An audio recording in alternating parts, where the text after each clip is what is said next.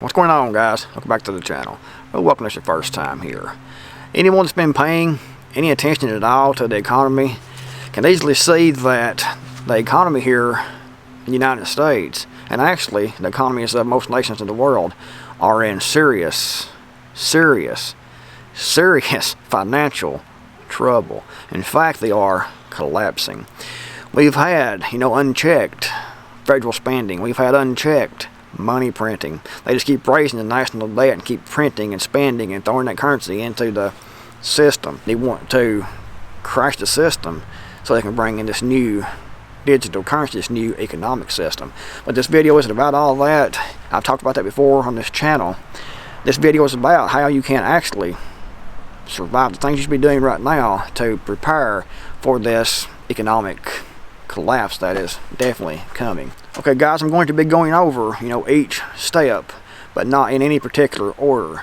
The order you try to get these squared away would depend on your current situation. And in fact, you should have been doing this a decade ago, getting ready for this, because we all knew this was eventually going to happen, because every economic system, every fiat currency collapses. If they haven't collapsed yet, they will collapse sometime in the future. It's the way things work, and the way the economic systems always work. Every currency loses value, hyperinflates, and eventually completely collapses. But in my opinion, one of the most important things you can do is to get out of debt, especially the debt on your property, on your home where you live. Because you don't want someone to come along later when you can't pay that debt and take your property and put you on the street and be homeless. You want to have your property paid for, and you want to be free and clear, no payments on your property besides, those property taxes that always comes. That's a whole other issue. If you have your property paid for and you can make that property productive, you'll be in a much better position than you would be if you are renting, for example, or if you have a property that is worth, $150,000, but you still owe $175,000 on that property. Get that paid off, if at all possible. Now, for most people, it isn't possible. So if you can, at least get those payments paid up, as far in advance as you possibly can. Extremely important, because you don't want to be homeless, when this economy collapses. Now, a lot of people argue that during this Great Reset, that all debt's going to be forgiven. And guys, they're not going to forgive your debt and let you keep your property. They're not going to come in and say, MD's a great guy. We're going to just completely eliminate his debt and give him a clear deed on his property here. It's not going to be that way. If they do eliminate your debt, they'll take your property and you'll be a renter. And in fact, that might be the plan, to eliminate debt and take that property. So you'll be in a much better position, if you have that property completely paid off, free and clear. But guys, it's extremely important to make your property produce as much as possible. A few raised beds like this, I have 6 raised beds over here. Those raised beds can produce a lot of food because everything is planted closer together. And in fact, I have more raised beds over here, and also I have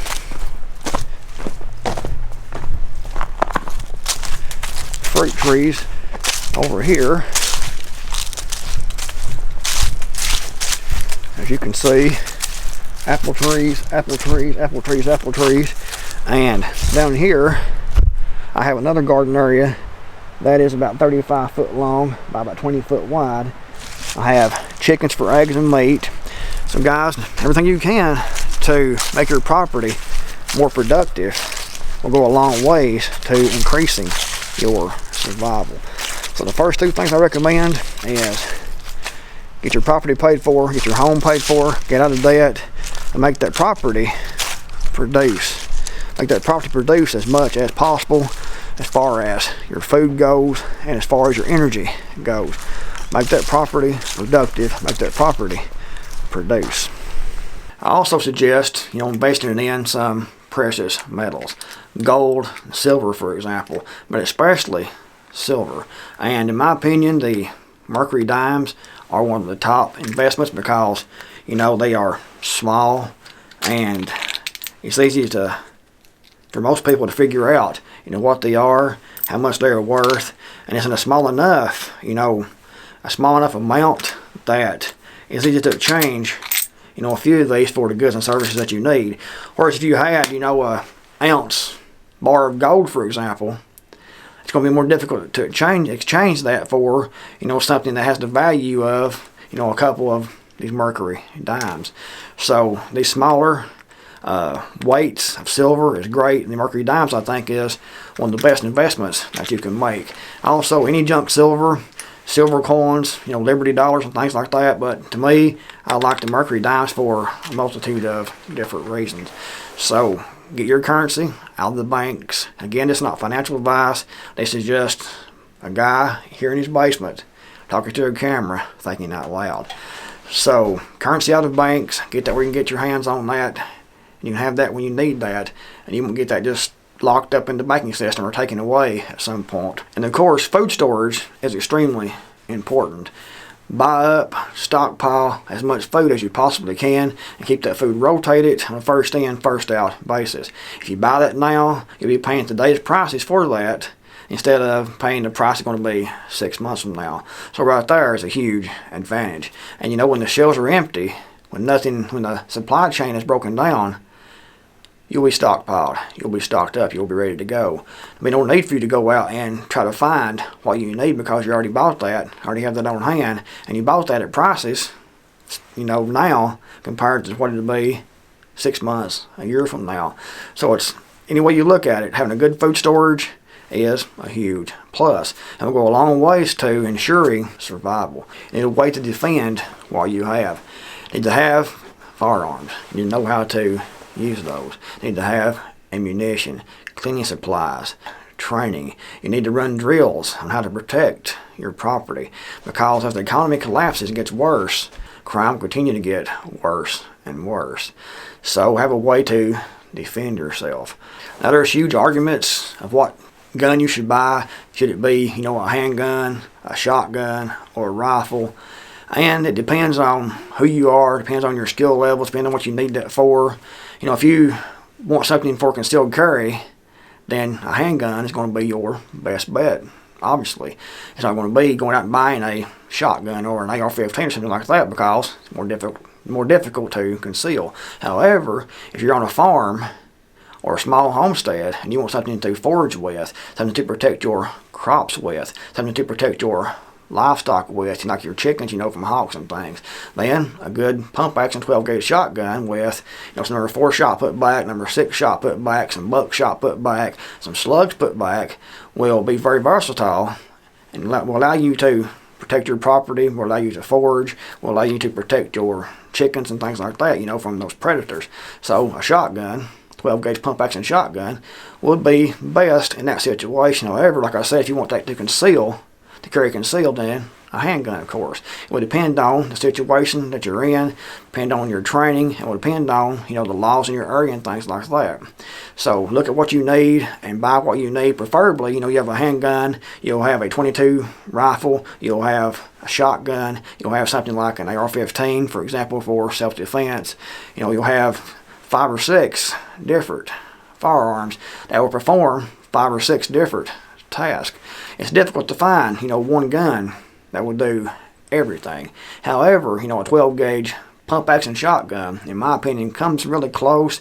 The only thing is, that long range, if you want to go past 125 yards, for example, you can get out to 125 yards with those rifle slugs if you had that thing sighted in right and had those sights, or even a scope on your shotgun. You reach out to 100, 125 yards. But you get to pass that, you'll need a rifle, something like a .223, .308, .30-06 or something like that to reach out. But for most people, a shotgun is one of the most versatile firearms that you can get. Another thing you want to invest in is your skills. You want to have barterable skills. I talked about having cash on hand and precious metals on hand. You also want to be able to trade your skills for what you need. If you can repair things, if you can do things that other people can't, things that people will actually need, and you have supplies and tools put back to do that, you'll be in a great position, because you can barter, your skills and repair things for people, fix things for people, do things people need, build things, produce things that people will take and need, and people come to you for, will make you an asset to your community, and will also allow you to make a living, in a collapsed economy. So you want to invest in your skills. You want to invest in tools to apply those skills. You want to figure out what's needed, where you are in your local area, what is needed, what will be needed the most. I talked about food, for example, a minute ago. If you have enough property, you can grow enough food for yourself and to barter. Also, if you have enough property, have a lot of trees on that property, you can produce firewood for yourself and others. So property, like I said, is extremely important to have that paid off. And actually, you can grow most of what you need, or actually all of what you need, on an acre of land, good land, if you work that correctly. However, if you have more, you can produce more and barter that extra for other things that you don't already have or you can't produce yourself. So it'll be, a barter economy. So if you can have skills to barter, you can produce things, you can produce food, wood, if you can make things, repair things, then you'll be in a great position, in any collapsed type of economy. Anyways, guys, hope the video helped. If it did, give it a big thumbs up. It's appreciated. Thanks, guys, for watching. I'm the Creekmore out of here. I'll see you all in the next video, hopefully.